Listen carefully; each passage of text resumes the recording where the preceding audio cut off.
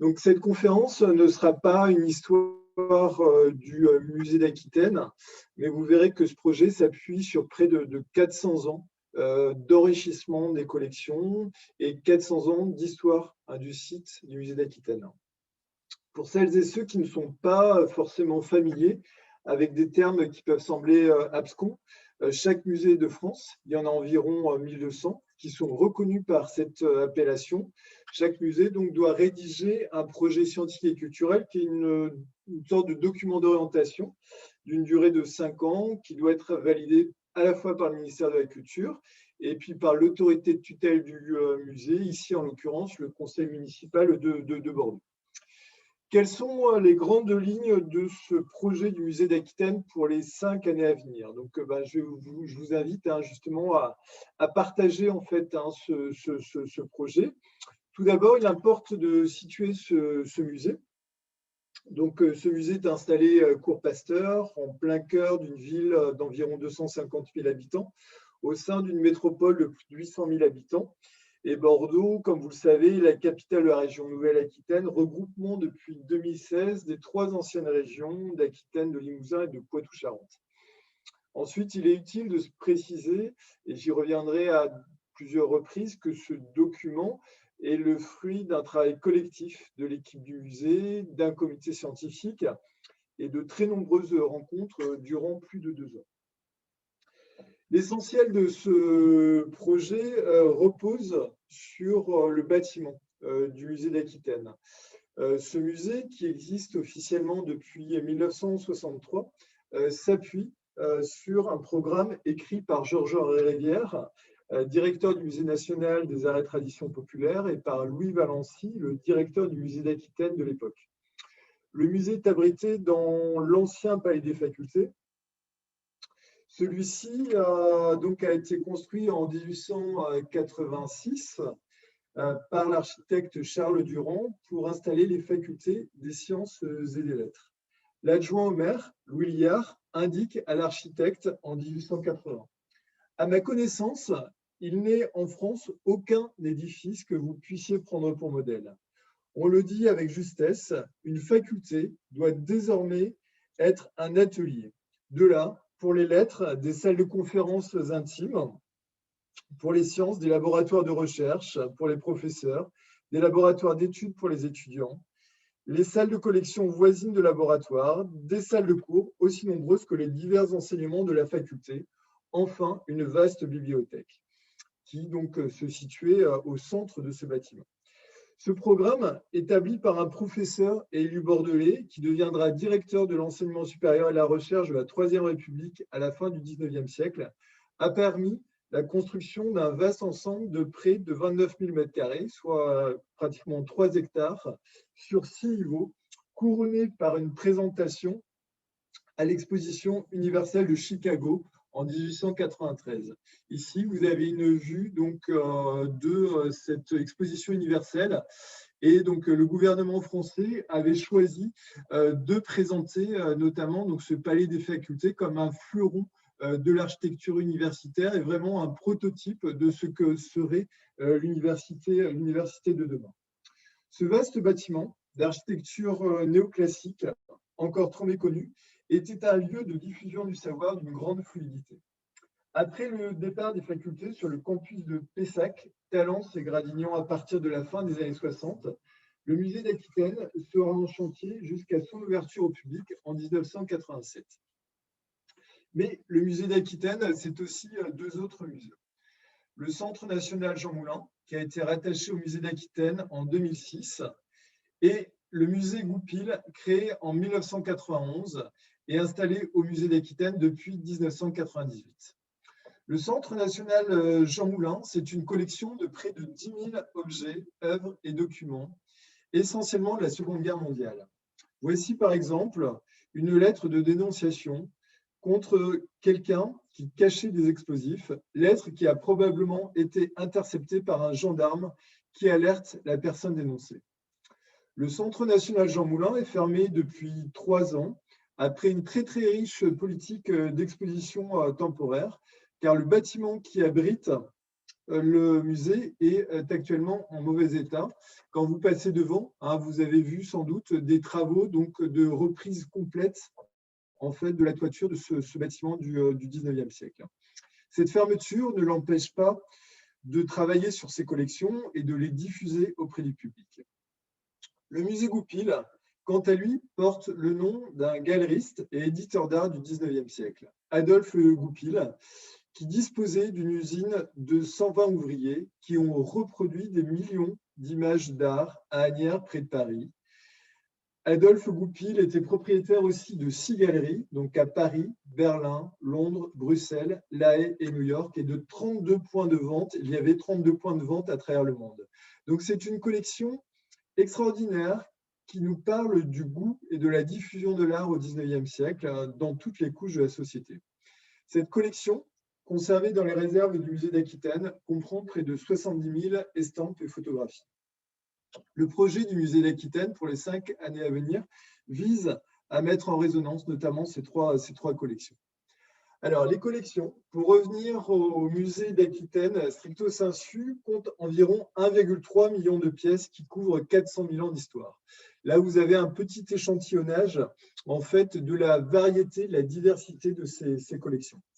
Ce serait l'une des 10 plus grosses collections en France. Ce volume et cette variété s'expliquent par la constitution d'une collection publique depuis plus de 400 ans, des premières statues antiques exposées à l'ancien hôtel de ville sur le site de la Grosse Cloche. Ces statues sont toujours visibles dans le parcours d'exposition du musée, jusqu'aux acquisitions récentes qui peuvent se faire notamment grâce à l'aide de l'Association des Amis du musée d'Aquitaine. Cette richesse s'explique aussi par le regroupement de collections d'une dizaine d'anciens musées. Musée archéologique, musée lapidaire, musée Carrère, musée du Vieux-Bordeaux, musée des armes anciennes, musée colonial, musée La Marine, musée orientaliste Bonny, pour ne citer que les principaux. Une petite partie de ces collections est aujourd'hui présentée au public, notamment dans le parcours d'exposition permanente intitulé 400 000 ans d'histoire. Je vous propose que l'on fasse ensemble un voyage dans le temps, à travers ces 400 000 ans, mais aussi dans un futur que l'on espère proche, en imaginant le parcours d'exposition de ces prochaines années, notamment au rez-de-chaussée du musée, dont la scénographie date de 1991.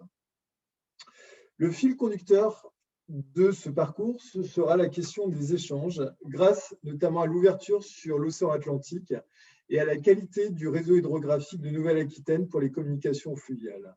Ce sera également la relation entre l'homme et la nature et leur interaction réciproque. Ce sera aussi la contextualisation des collections présentées. D'où provient cette pièce? De quel bâtiment? De quel site? De quelle ville? De quelle région? Enfin, nous souhaitons redonner de la vie à ces collections en les incarnant.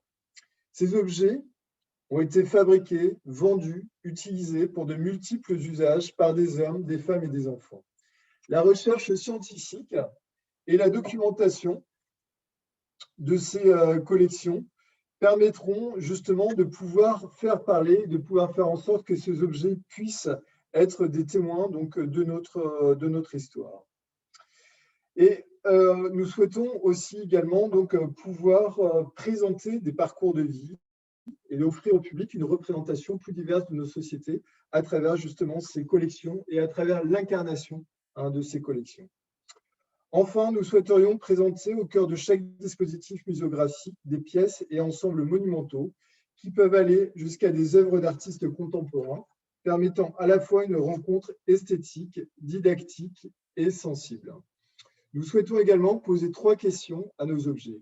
Quels étaient leurs usages? Bien souvent, on ne le sait plus. Dans quelles conditions sont-ils arrivés dans nos collections? Nous pensons notamment aux collections extra-occidentales. Nous parlons de traçabilité des collections. Et enfin, qu'est-ce que ces objets ont à nous dire aujourd'hui, en ce début du XXIe siècle? Ici, vous voyez une carte qui vous présente les origines par très grandes zones, donc des collections qui sont conservées par le musée d'Aquitaine. Vous voyez à la fois, bien sûr, des collections du Grand Sud-Ouest, mais aussi des collections qui proviennent des différents continents de la planète. Un élément très important par rapport à ce que je viens de dire sur l'incarnation en fait de ces objets, donc redonner quelque part de la vie à ces objets, c'est véritablement s'appuyer donc sur la connaissance scientifique et sur la documentation de ces œuvres. Et donc à partir de ce moment-là, on va pouvoir justement transmettre ces informations donc au public. On va s'appuyer pour cela notamment sur la bibliothèque du musée d'Aquitaine. Là, vous avez ici une très belle vue donc, du photographe Terperon en 1886 de ce qu'on appelait la bibliothèque centrale du Palais des Facultés. Cette bibliothèque donc, a été diminuée de moitié. Il y a encore 2 niveaux sur ces 4 niveaux que vous voyez ici. Et donc, véritablement, le projet du musée est de s'appuyer sur cette recherche documentaire pour pouvoir, encore une fois, faire parler ces objets. Le parcours d'exposition commence à la préhistoire avec des collections qui proviennent essentiellement de Dordogne et de Gironde. Ce que je vais vous montrer comme image, et je vous le préciserai, il y a parfois des images qui correspondent à la réalité, au parcours muséographique actuel, et parfois, en fait, ce sont des idées, ce sont des intentions. Ici, il s'agit d'une intention qui est de mettre l'accent véritablement sur les évolutions climatiques, leur impact sur l'homme, sur la faune et la flore, et l'adaptation de l'homme à de nouvelles conditions de vie. Pour le néolithique et les âges des métaux, nous mettrons en exergue la question des ressources. Le sel sur le littoral atlantique, le commerce et le travail du métal, en présentant notamment une cuve à saumure et une pirogue d'environ 500 ans avant Jésus-Christ, qui provient du lac de Sanguinet dans les Landes. Les collections antiques sont elles aussi particulièrement riches. Elles proviennent essentiellement de Burdigala et de l'Aquitaine antique. Une étude sur le patrimoine architectural antique conservé dans nos réserves, près de 300 blocs sculptés, devrait nous permettre, avec l'aide de chercheurs, de reconstituer des ensembles bâtis. Aujourd'hui, vous le savez, seul l'amphithéâtre du Palais Gallien et les mausolées antiques de Saint-Seurin sont visibles, et de proposer un paysage, une relecture en fait du paysage de Burdigala, profondément enrichi, du temple des piliers de tutelle à des mausolées et des statues publiques. Nous évoquons régulièrement l'histoire du port de Bordeaux, mais qu'avons-nous à montrer comme témoignage direct de cette longue histoire maritime et fluviale? Une épave, probablement d'époque mérovingienne, a été mise au jour à Villeneuve-d'Ornon en 2019, en bordure de Garonne. C'est une pièce unique d'environ une quinzaine de mètres de long, témoin d'une navigation et d'un commerce ancien. Cette épave a été mise au jour, a été étudiée, en tout cas en partie, par donc une équipe de l'INRAP. Je salue d'ailleurs un des responsables de cette opération qui est présent parmi nous ce soir. Et donc cette épave, en fait, qui a été en partie fouillée, est véritablement un unicum à l'échelle européenne. Vous avez la chance ce soir, je pense, d'être parmi les premiers à voir des images en fait de cette fouille, de cette première campagne de fouille, si l'on peut dire. Et la prochaine campagne de fouille, qui va être sur une durée beaucoup plus longue, devrait probablement débuter à partir du mois de mai de cette année pour une opération qui devrait s'étendre sur plus de 5 ans. Donc c'est vraiment, encore une fois, j'insiste, une découverte assez exceptionnelle qui va nous permettre de parler, donc, bien sûr, des techniques donc, de construction navale, des trajets qui peuvent être effectués, probablement avec un bateau qui est fluvio-maritime, donc trouvé en bord de Garonne et donc à la confluence avec un esteil, et donc un bateau qui devait très probablement aussi faire du cabotage maritime. On a un certain nombre d'indices. Peut-être que nous aurons aussi d'autres indices sur les cargaisons qui ont pu être transportées sur ce bateau qui donc a environ 1500 ans. Et pourquoi j'en parle en fait ce soir? Donc pourquoi je vous en parle? C'est parce que le projet, véritablement, au-delà de la fouille, c'est de pouvoir un jour conserver en fait cette épave et de pouvoir présenter ce qu'on appelle un unicum qui permettrait justement d'évoquer cette histoire longue et ancienne de navigation donc, sur le bassin de la Garonne avec encore une fois une épave en scène qui placerait Bordeaux donc entre Bilbao et Amsterdam pour présenter une épave de très grande dimension. Ensuite, on a d'autres projets et l'idée à la fois par rapport à ce parcours, c'est véritablement donc de pouvoir présenter aussi de grands ensembles, des éléments qui sont véritablement structurants.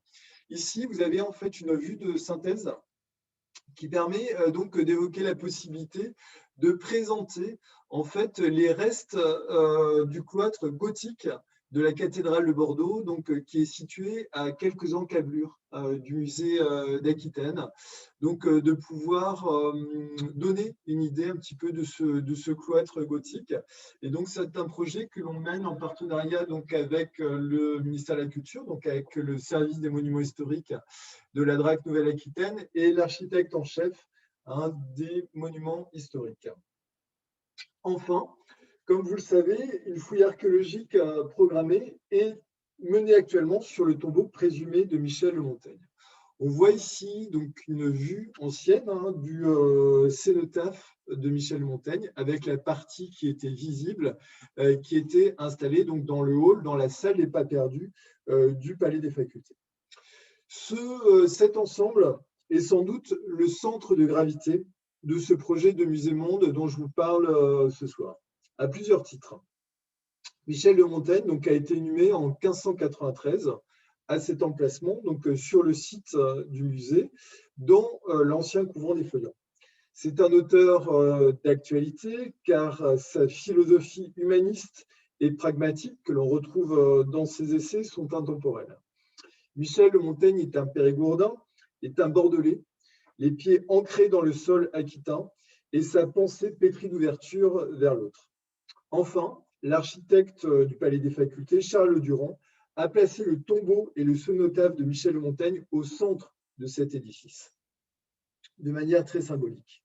Cette fouille qui est menée actuellement et cette étude, donc pilotée par Hélène Réveillas, archéo-anthropologue au Centre d'archéologie préventive de Bordeaux Métropole. Quelques images pour vous présenter cette fouille et cette étude, avec au centre donc une image très intéressante donc du cénotaphe qui était présent dans l'ancienne chapelle de l'église des Feuillants. On doit être donc entre 1880 et 1886. À gauche, on voit donc une image donc du tombeau qui a été partiellement donc, coupé, notamment par un ancien blocos allemand, j'y reviendrai.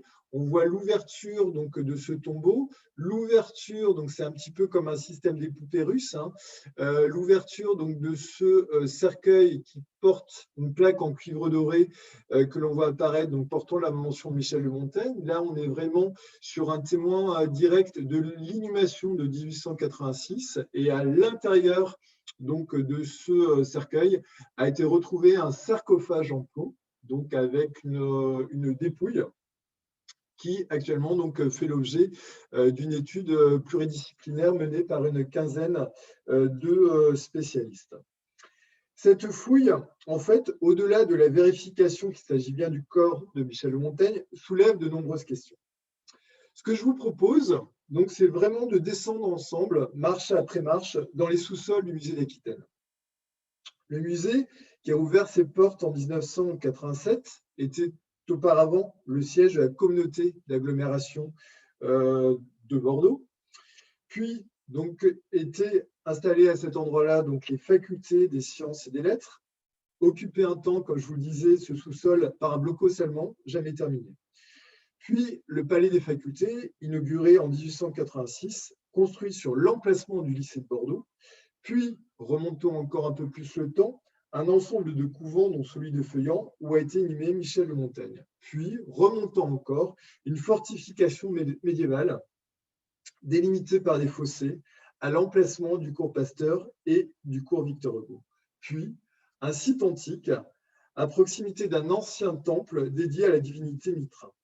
Cette histoire en sous-sol, sur le site du musée d'Aquitaine, nous permet, par capillarité, d'évoquer l'histoire du quartier, de la ville, de l'Aquitaine et de leur relation avec le reste du monde. Qu'est-ce qui identifie aujourd'hui le musée d'Aquitaine par rapport à d'autres musées? On a parlé de Montaigne, mais aussi ce musée se caractérise notamment par l'évocation de 2 crimes contre l'humanité. Tout d'abord, l'histoire de l'esclavage dans l'ancien port colonial de Bordeaux et l'histoire du génocide des Juifs à travers les collections du Centre national Jean Moulin. En ce qui concerne l'histoire de l'esclavage, celle-ci est présentée sur près de 700 mètres carrés. Vous voyez l'une des salles en fait de ces espaces, donc espace créé en 2009. Plus d'1,5 million de personnes ont découvert des témoins matériels de cette histoire où Bordeaux et l'Aquitaine ont joué un rôle très actif dans le système esclavagiste atlantique. De nombreuses actions sont en cours pour faire connaître cette histoire et la partager avec le plus grand nombre. Pour reprendre les termes de Pape Ndiaye, historien et tout nouveau directeur du Palais de la Porte Dorée à Paris, les prochaines années seront l'occasion de proposer une vision large et globale de l'histoire de Bordeaux et de l'Aquitaine, de l'esclavage du XVIIIe siècle à la colonisation, à la décolonisation et à l'immigration pour donner à comprendre des permanences et des mutations jusqu'à notre début du XXIe siècle. Le musée d'Aquitaine, ce sont aussi des espaces consacrés à l'histoire du XIXe siècle. On voit notamment cette épicerie bordelaise présentée au musée, 20e et 21e siècle, ouverte depuis 2 ans, et des collections ethnographiques collectées depuis près de 30 ans dans tous les départements d'Aquitaine. Donc ici, avec une vitrine que l'on appelle les trésors d'Aquitaine. Une réflexion est en cours sur ces collections et aussi sur les collections extra-occidentales pour voir quels usages anciens et récents peuvent-ils avoir.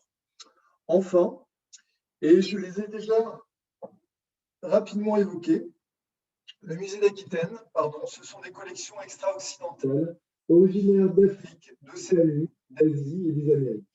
Des collections qui ont des choses à nous dire, autour desquelles d'autres récits doivent aujourd'hui être construits, dans une perspective résolument décoloniale. Un partenariat a été signé le mois dernier avec le musée du Quai Branly Jacques Chirac, dont les équipes contribuent dès à présent aux réflexions engagées sur le devenir de ces collections. Le musée d'Aquitaine, c'est aussi les expositions temporaires. Donc là, vous avez les affiches des dernières expositions de ces 2-3 dernières années, qui sont le fruit de différentes coproductions ou des créations de l'équipe du musée d'Aquitaine, avec des expositions dites de civilisation archéologique ou historique. Avec de gauche à droite, donc une exposition consacrée au voyage de Jack London dans les mers du Sud, avec une exposition qui avait été créée dans les musées de Marseille, avec une adaptation au musée d'Aquitaine à Bordeaux, une exposition qui est une création du musée d'Aquitaine autour de la culture surf, donc exposition qui a connu elle aussi un grand succès. Et la dernière exposition que l'on a faite l'année dernière, donc une exposition dossier autour des collections Goupil, autour de l'enfance au XIXe siècle, donc à travers ces collections d'estampes. Et la dernière exposition qui vous attend, on espère pouvoir vous la présenter dès que possible, dès que les conditions en fait, sanitaires le permettront et dès que nous en aurons l'autorisation. C'est donc une exposition intitulée Hugo Pratt, ligne d'horizon, donc qui est prête, qui est terminée. Cette exposition qui est une adaptation, là aussi, d'une exposition qui a été présentée au Musée des Confluences à Lyon, il y a maintenant 2 ans, et qui est un voyage à la fois donc, dans la création d'Hugo Pratt, donc un des auteurs de bande dessinée les plus connus, les plus célèbres, aussi également un voyage donc, à travers différents continents de la planète, en mettant en perspective à la fois donc, des planches d'Hugo Pratt, et notamment de son héros le plus connu qui s'appelle Corto Maltese, et des collections ethnographiques que l'on a sorties des réserves du musée d'Aquitaine et aussi qui sont l'objet de prêts de nombreux musées partenaires, et notamment justement le musée du Quai Branly. Ce musée, bien sûr aussi, donc on a parlé du bâtiment, on a parlé des collections, on a parlé des expositions, il faut bien entendu parler des publics.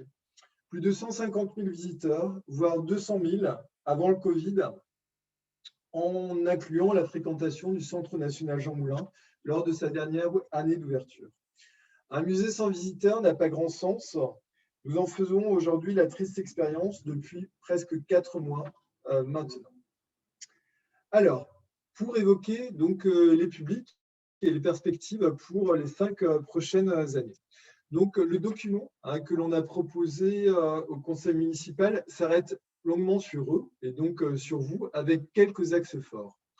Tout d'abord, la convivialité, l'accessibilité et le confort de visite. Un musée du XXIe siècle est un lieu où on doit se sentir bien, où on a envie de venir et de revenir. Un lieu pour faire une pause, changer d'air, prendre du temps pour soi, en famille, entre amis, où l'on peut aussi boire un verre, feuilleter quelques BD au calme, dans un cadre exceptionnel. Un lieu où l'on rencontre des œuvres, des récits, des histoires, mais où l'on rencontre aussi une équipe, où l'on se sent réellement accueilli par elle. Vous voyez ici, par exemple, une image donc avec une classe accueillie devant donc un atelier de métallurgistes avec donc une animatrice, une médiatrice du musée. On insiste beaucoup sur la médiation humaine donc dans ce musée justement pour susciter la rencontre. Ensuite, un autre axe fort de cette question donc, des publics, c'est la diversité de l'offre. Le musée d'Aquitaine doit être un musée pour tous, bordelais et gens de passage, enfants et adultes, scolaires et individuels. Des parcours et des activités adaptés à la diversité des publics et de leurs attentes. De l'offre de visites ou de conférences pointues jusqu'aux propositions les plus ludiques, les plus festives, car un musée est aussi un lieu où l'on doit pouvoir s'amuser. Enfin, une attention particulière sera portée et est déjà portée aux plus vulnérables, à ceux qui se disent que le musée, ce n'est pas pour eux. Nous allons continuer à travailler à désintimider le rapport à la culture et au musée pour ces publics en situation d'exclusion économique, sociale, géographique, en poursuivant les nombreuses relations développées au fil des ans avec quantité de partenaires locaux qui, comme nous, sont convaincus que la culture est un formidable vecteur d'inclusion. J'ai passé un petit peu rapidement certaines images. Je vais y revenir. Vous voyez notamment donc, des ateliers qui existent, qui sont mis en place pour les enfants, à la fois donc, enfants publics et scolaires, et puis enfants donc, dans le cadre de temps libre, donc avec des centres loisirs, des centres sociaux, avec en bas à droite notamment la presse, donc, pour évoquer donc, les estampes du musée Goupil avec des estampes que l'on peut réaliser, et aussi ici donc, des sculptures qui ont été réalisées dans la cour du musée à l'occasion de l'Expo Surf. C'est aussi donc, des questions sensibles qui sont traitées. Donc, on a parlé tout à l'heure du parcours permanent, mais c'est aussi la programmation culturelle du musée qui évoque ces questions d'histoire et de mémoire, de la traite, de l'esclavage, de la colonisation et de la décolonisation, avec des partenaires et des rendez-vous nombreux pour échanger et avancer, avec ici notamment des forts de traite qui sont présentés. C'est aussi donc un lieu d'hospitalité et de reconnaissance. Donc là, avec un partenariat avec l'association Promo Femmes, donc que l'on accueille chaque année et maintenant depuis de nombreuses années au musée d'Aquitaine. C'est aussi donc des projets associatifs inclusifs, notamment autour de la question de l'accessibilité et de la question du handicap.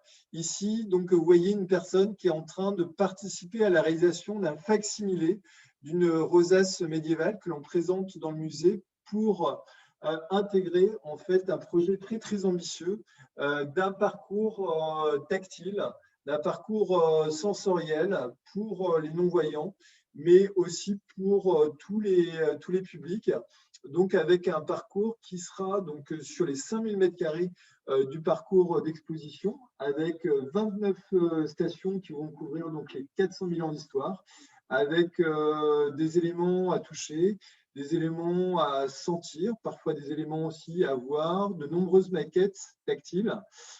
C'est un projet qui est vraiment très ambitieux parce qui va être pleinement intégré dans la totalité en fait, du musée, dans la totalité de ce parcours d'exposition depuis le hall du musée, avec donc cette volonté de rendre ce musée encore plus accessible. Et donc la riche programmation culturelle dans l'auditorium que vous connaissez, du musée d'Aquitaine, que vous connaissez sans doute. Je reviens sur mes pas. Tout ceci est possible grâce à une équipe. Et là aussi, c'est un élément très, très important. En fait, donc, une équipe qui est dotée de multiples compétences, donc au service de ces trois institutions, du musée d'Aquitaine, du Centre national Jean Moulin et du musée Goupil, et surtout donc au service du public et donc de nos missions. Donc, tous les métiers véritablement sont représentés, avec notamment une équipe technique qui permet de réaliser de nombreux projets, à la fois dans le musée et à l'extérieur du musée. Une équipe donc, qui est très impliquée et attachée donc, aux valeurs du musée d'Aquitaine. Ce sont véritablement des passeurs. On a pour mission tous de transmettre ce patrimoine public que l'on nous a confié de génération en génération depuis 400 ans, de partager ce patrimoine aujourd'hui et de le transmettre aux générations suivantes. On voit ici aussi une image, encore une fois, de cette équipe technique, ici pour la réalisation des espaces 20e, 21e siècle, qui a été faite, si je puis dire, entièrement maison. Mais le musée, ce sont aussi des réseaux et partenariats. Donc, et là, on peut fonctionner un petit peu par cercle concentrique. Tout d'abord, à l'échelle locale, avec de nombreux collègues des autres équipements culturels municipaux et autres, les associations, et au premier chef, bien sûr, l'association des Amis du musée d'Aquitaine, hein, qui nous apporte un soutien permanent, constant. Et j'en profite pour évoquer la mémoire de deux anciens amis qui sont décédés récemment, Robert Coustet et Jean-Bernard Marquette, hein, qui ont énormément apporté, notamment au musée d'Aquitaine. Ce sont aussi les laboratoires de recherche, notamment des deux universités de Bordeaux, les instituts culturels, et notamment l'Institut Cervantes ou l'Institut Goethe, les réseaux professionnels aquitains, je pense à la PSMNA, les réseaux nationaux, notamment la Fédération des écomusées et musées de société, le réseau européen des musées d'histoire de ville, le réseau des musées franco-américains FRAEM, le réseau de la Fondation de la mémoire de l'esclavage, pour n'en citer que quelques-uns. Vous voyez ici donc une image donc d'une planisphère avec tous les contacts en fait que l'on a, donc avec des collègues, des institutions de ces différents pays, donc aujourd'hui en 2021. Pour en revenir donc au projet, je vois que le temps passe, le temps avance. Donc c'est un projet à différentes échelles, à la fois donc locales. Nous repositionnons le musée d'Aquitaine comme un musée d'histoire de ville. Aussi musée régional, se posera aussi la question du territoire de référence. Est-ce l'Aquitaine? Est-ce la Nouvelle-Aquitaine? Et aussi, donc, nous évoquons une troisième échelle, donc c'est les relations de Bordeaux et de l'Aquitaine ou la Nouvelle-Aquitaine, donc avec le reste du monde. Mais c'est aussi un projet donc avec une constellation de musées, de centres d'interprétation et de sites qui parlent de l'histoire et du patrimoine de Bordeaux. Ici, vous avez une image du CIAP, le Centre d'interprétation de l'architecture et du patrimoine, qui s'appelle aussi Bordeaux Patrimoine Mondial, qui est un équipement municipal donc, qui est installé place de la Bourse à Bordeaux, donc sur les quais de la Garonne. Et ce musée qui développe tout un savoir-faire, on utilise souvent le terme de boîte à outils, et aussi un savoir-faire autour de la médiation du patrimoine hors les murs. Donc, se rapproche depuis plusieurs mois justement du musée d'Aquitaine, notamment pour développer justement son offre patrimoniale, ses actions de médiation pour tous les publics. Un des pistes, c'est justement peut-être de rejoindre donc ce projet de Musée Monde de Bordeaux et d'Aquitaine, donc pour pouvoir là aussi proposer donc une offre sur la fabrique de la ville de Bordeaux. Je vous montre cette image, de nouveau une image donc de 1886 de Terpereau, avec en arrière-plan donc une terrasse avec une petite guérite au-dessus de cette terrasse. Et en fait, on ne voit plus cette terrasse. Aujourd'hui, il y a un toit à 4 pans au-dessus de cette tour. Vous voyez qu'il y a avec un étage au-dessus des toits. Cette terrasse, en fait, c'était une ancienne terrasse astronomique, un ancien observatoire, parce qu'il y avait une chaire d'astronomie donc à la faculté des sciences. Et cette terrasse observatoire a permis donc notamment d'identifier des planètes en fait qui se sont avérées des astéroïdes qui ont été nommés à l'époque, à la fin du 19e siècle, Aquitania et Burdigana. Et l'idée, c'est un petit peu de reprendre justement cet esprit des lieux et peut-être, pourquoi pas, de réutiliser cette terrasse, non plus pour être un observatoire astronomique. On en a un de l'autre côté, notamment à Florac, donc sur la rive droite de la Garonne, mais peut-être une terrasse, un observatoire sur la ville. C'est aussi, donc, par rapport à ce projet, 3 sites patrimoniaux qui appartiennent à la ville de Bordeaux et qui seraient à valoriser et qui sont ou qui seraient donc 3 jalons justement dans cette longue histoire de Bordeaux. Ces 3 sites donc, sont actuellement gérés par l'Office de tourisme. Et l'Office de tourisme de Bordeaux nous a proposé de pouvoir travailler avec eux à une requalification en fait, de l'offre patrimoniale de ces sites pour le public. Ces 3 sites sont donc l'amphithéâtre romain du Palais Gallien, le cimetière romain de Saint-Seurin et le 3e site, donc la Porte Caillot, donc, qui fait face à la Garonne. C'est aussi donc dans le projet un musée hors les murs, donc avec notamment des expositions temporaires et notamment des expositions photographiques donc, qui sillonnent les routes d'Aquitaine. Cette année, donc, nous allons célébrer le centenaire de la mort de Félix Arnaudin, donc très grand photographe et ethnographe de la Grande Lande. Et l'idée, c'est vraiment aussi de pouvoir développer cette action du musée hors les murs, donc avec différents partenaires. Ce projet, comme je vous l'ai dit, donc s'appuie sur une collection, mais l'objectif, c'est véritablement dans ce grand bâtiment du Palais des Facultés de pouvoir en fait lui redonner de l'oxygène.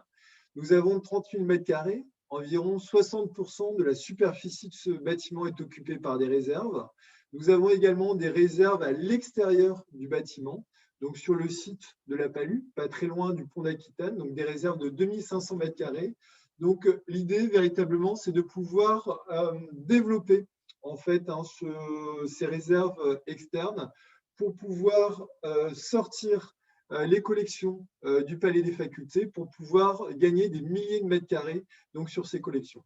Donc véritablement ce projet de réserve qui serait peut-être des réserves mutualisées avec d'autres partenaires patrimoniaux permettrait donc de conserver dans de bonnes conditions ces collections, mais aussi de pouvoir redonner en fait ces milliers de mètres carrés du Palais des Facultés donc au public.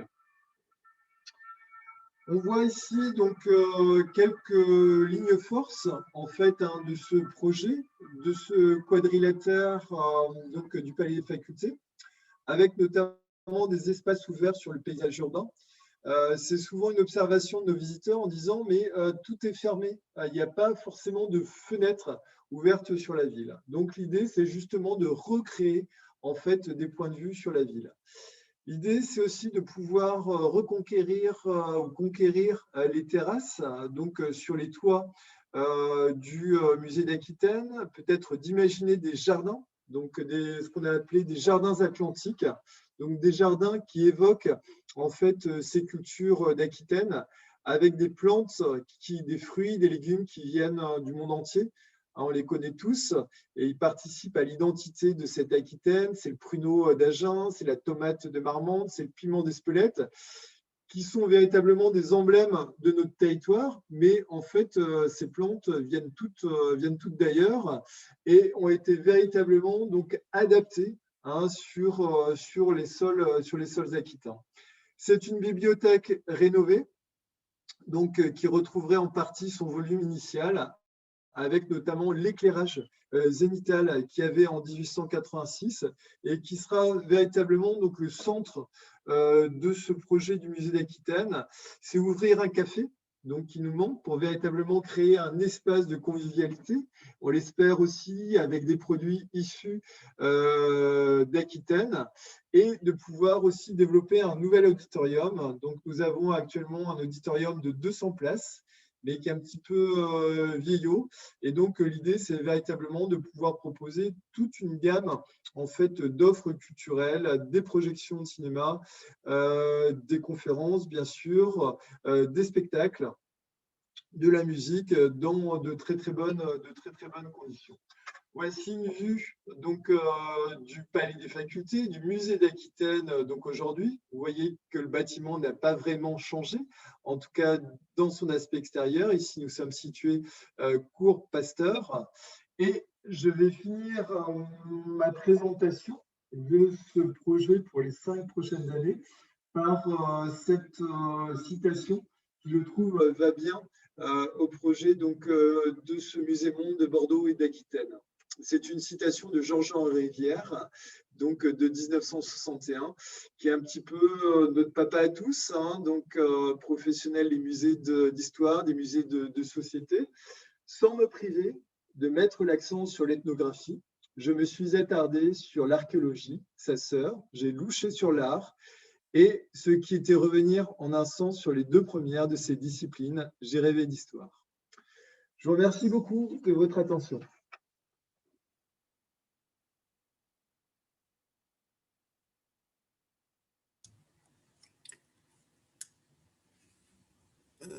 Je n'ai pas ma vidéo. Bonjour, merci Laurent. Je vais essayer de remettre.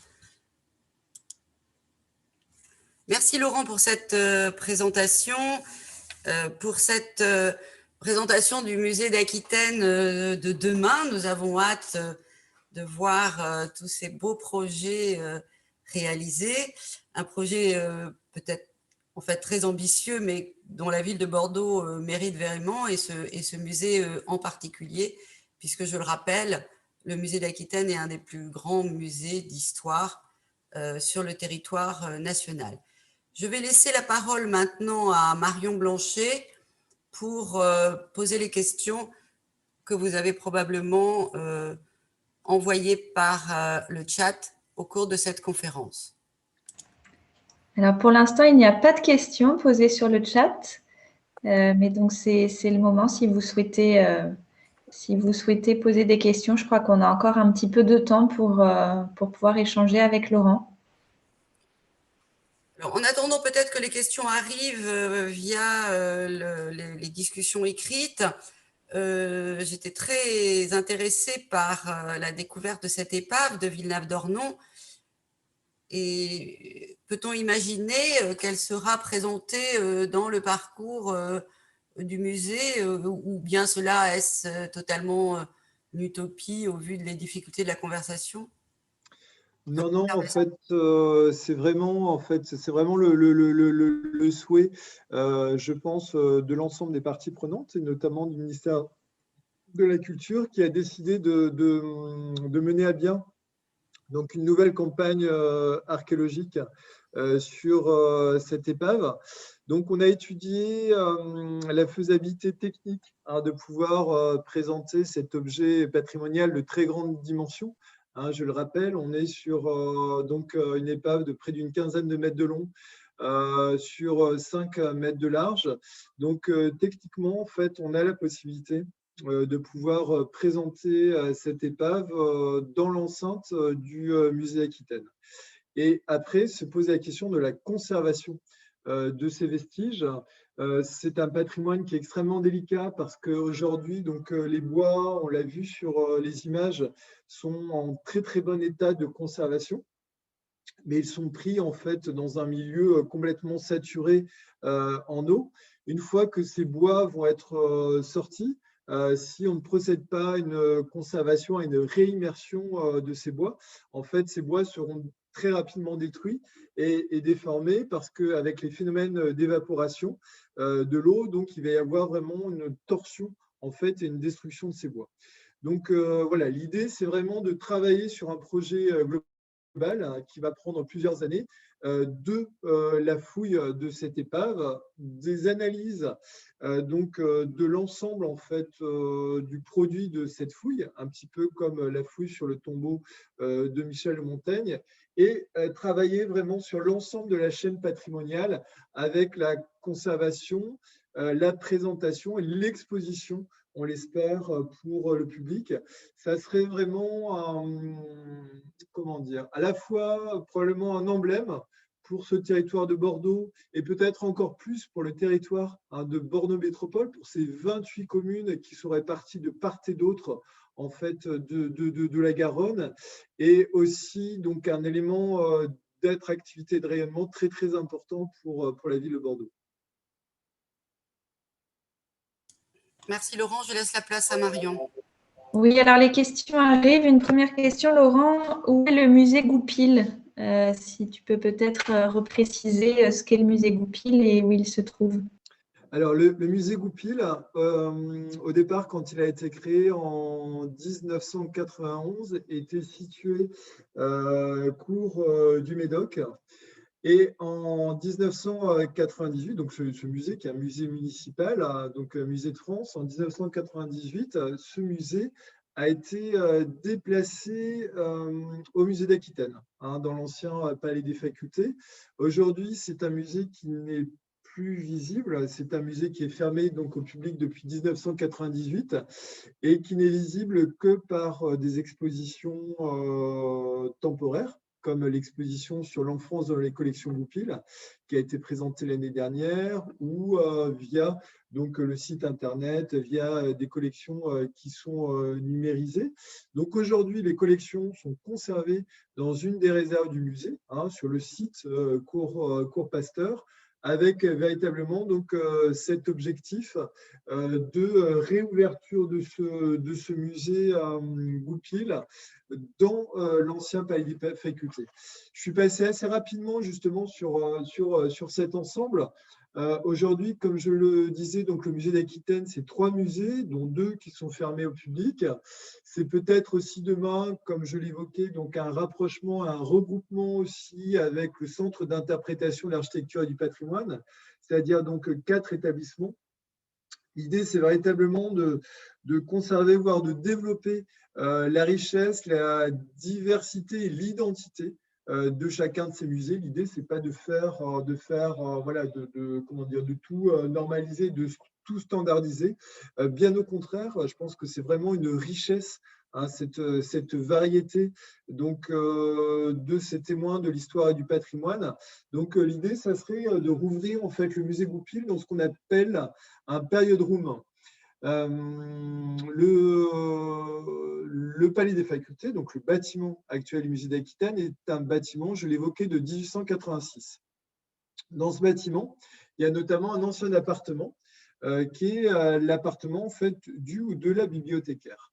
Et l'idée, ça serait dans cette partie-là du musée de pouvoir reconstituer en fait un intérieur bordelais de la fin du 19e siècle et de pouvoir, entre guillemets, décorer cet intérieur bordelais qui serait vraiment proche de l'identique de certains appartements de la fin du 19e siècle pour présenter donc, des collections du musée Goupil, d'estampes du musée Goupil, tous les 3 mois, parce que là aussi, on a des soucis de conservation des estampes, notamment à cause de la lumière, et pouvoir véritablement présenter de manière permanente ce que c'est que cette maison Goupil et son importance en fait dans l'histoire et l'histoire de l'art du 19e siècle. Une autre question qui est: quand débuteront les travaux? Alors, les travaux, donc tout ça, bien évidemment, dépend de la ville de Bordeaux. Donc, la première étape donc, a été franchie, c'est-à-dire le vote du projet scientifique et culturel du musée d'Aquitaine. On est en train actuellement de travailler donc, à l'étude de faisabilité, c'est-à-dire véritablement une pré-programmation donc, pour pouvoir installer donc, cet ensemble dans le bâtiment du musée d'Aquitaine. Donc, on espère pouvoir lancer véritablement les opérations de conception donc, cette année. Je parle bien de conception, mais si ce projet est véritablement donc, lancé, on part sur un projet d'environ une dizaine d'années, mais avec donc des étapes et avec, on l'espère, des réouvertures notamment des 2 musées qui sont fermés au public, à savoir le Centre national Jean Moulin et le musée Goupil. Autre question, Laurent, est-ce que tu pourrais revenir sur la manière dont le conseil scientifique a participé à la réflexion sur l'écriture de ce projet scientifique et culturel? Oui, en fait, ce comité scientifique, qui est au départ le comité scientifique de ce projet scientifique et culturel, donc, regroupe environ une quarantaine de membres. Donc, il y a des historiens, il y a des archéologues, il y a des géographes, il y a des anthropologues, il y a des professionnels de la culture et du patrimoine, à la fois de Bordeaux, de l'Aquitaine et puis aussi bien au-delà. On a aussi des collègues africains qui participent donc à ce comité. Et ce comité, donc, durant ces 2 ans, s'est réuni 3 fois. Donc, pour pouvoir déjà examiner les premières intentions, partir d'un état des lieux sur le parcours d'exposition du musée et travailler donc avec l'équipe du musée sur les grandes orientations de ce musée. Et ensuite, donc, ces 40 membres du comité sont aussi répartis en 8 groupes de travail par période ou par thématique pour pouvoir réfléchir à tel ou tel aspect donc, du musée et du projet. La question suivante, c'est: envisagez-vous des projets de collaboration avec des artistes contemporains dans un futur proche? Oui, complètement. Donc, il y a ce souhait de pouvoir travailler avec des artistes contemporains. On l'a évoqué, je crois, notamment pour la question des collections extra-occidentales, aussi par rapport à l'histoire de l'esclavage. Il y a notamment un artiste contemporain qui s'appelle Guy Régis Junior, dont on a en fait une des créations qui est présentée au musée. Mais l'idée est véritablement donc d'essayer de développer ce volet-là, à la fois par rapport à une dimension aussi sensible, par rapport à un point de vue aussi d'artiste sur tel ou tel sujet présenté par le musée d'Aquitaine. Alors, on a parlé du musée Goupil. Une question maintenant pour le Centre national Jean Moulin. Y a-t-il une exposition des collections Jean Moulin au musée? Alors non, il n'y a pas d'exposition de ces collections pour l'instant. C'est justement un des projets de pouvoir notamment rouvrir, donc en tout cas avoir un espace d'exposition du Centre national Jean Moulin au musée d'Aquitaine.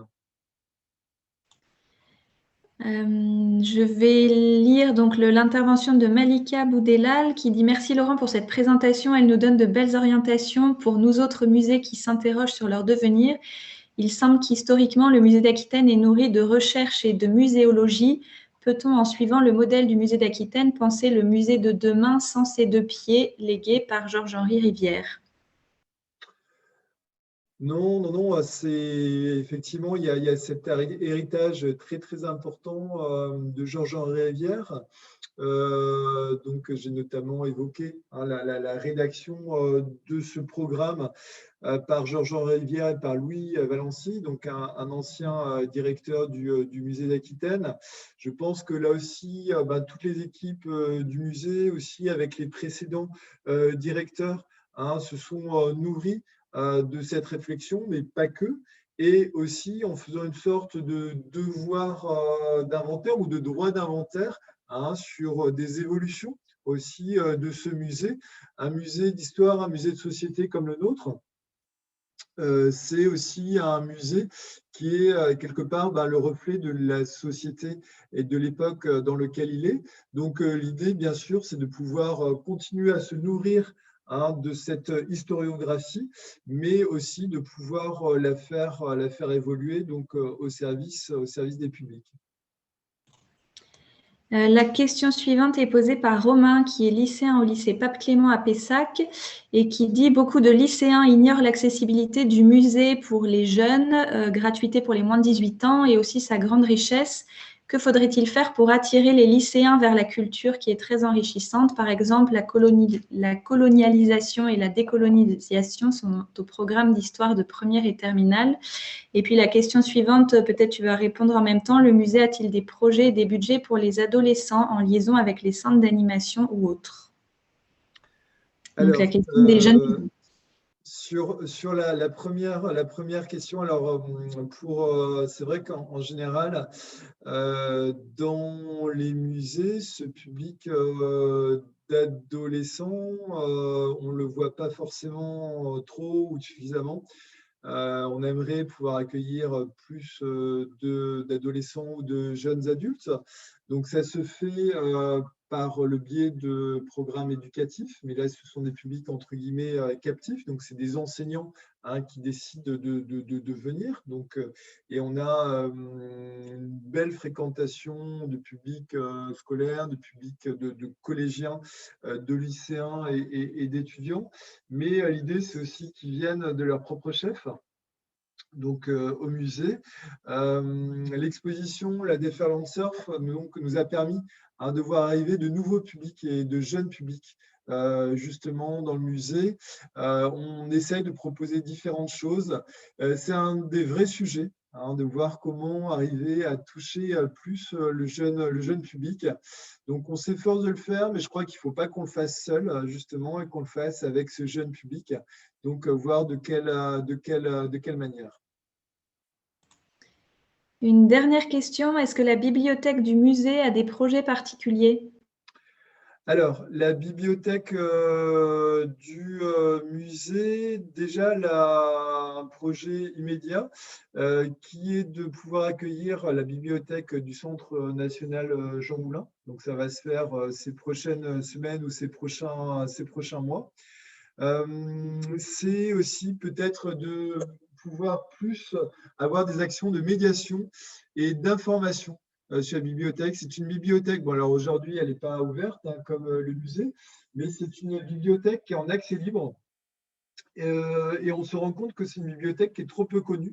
Donc l'idée c'est véritablement de pouvoir la faire mieux connaître, déjà dans un premier temps. Je crois avoir fait le tour des questions qui ont été posées sur le chat. Voilà, je ne sais pas s'il y en a d'autres qui veulent encore profiter du temps qui reste pour écrire une dernière question.